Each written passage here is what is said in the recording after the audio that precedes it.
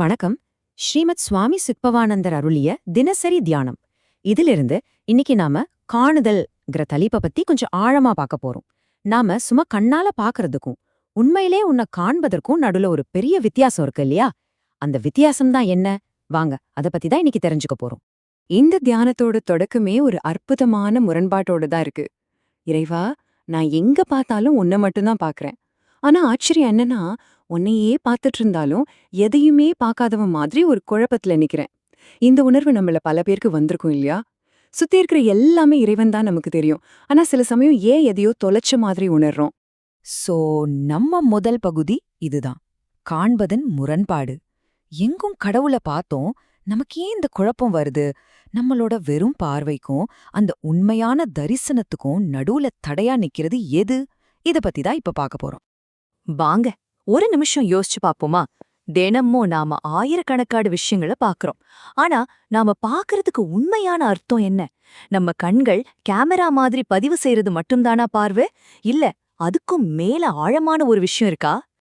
அடுத்ததா நம்மளோட இரண்டாவது பகுதி, காணும் தன்மை. அதாவது இந்த பாக்குற விஷயம் மனுஷங்களுக்கு மட்டுமான ஒண்ணு இல்ல, அது ஒவ்வொரு உயிருக்குள்ளேயும் இருக்கிற ஒரு அடிப்படை சக்தி. அப்போ மனுஷனோட பார்வைக்கும் மத்த உயிர்களோட பார்வைக்கும் என்னதான் வித்தியாசம்? இந்த ஒப்பீட்ட பாருங்களேன்.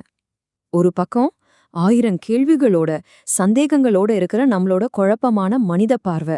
இன்னொரு பக்கம் ஒரு செடி, அது தனக்கு எங்க வெளிச்சம் தேவையோ அந்த பக்கமா மெதுவா திரும்புது. யோசிச்சு பாருங்க, அதுவும் ஒரு விதமான பார்வைதான். ஆனா இவ்ளோ தெளிவான, இவ்ளோ இயல்பான பார்வை. அங்க குழப்பமே இல்ல, சந்தேகமும் இல்ல.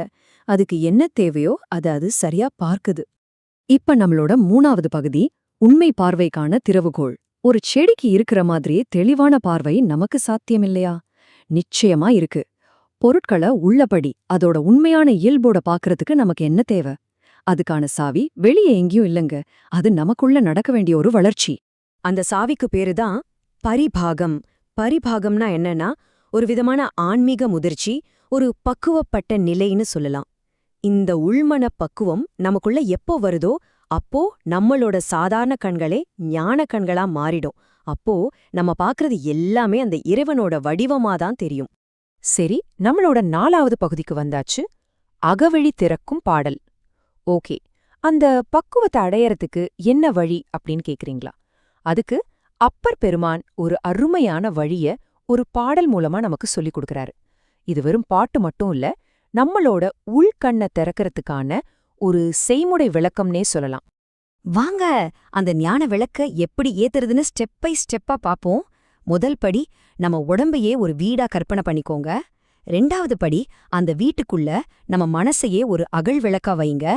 3வது படி, நம்மளோட ஆழமான உணர்வுகள் இருக்கு இல்லையா, அதையே அந்த விளக்குக்கு நெய்யா ஊத்துங்க. 4வது படி, நம்ம உயிரையே அதுல எரியிற திரியா மாத்துங்க.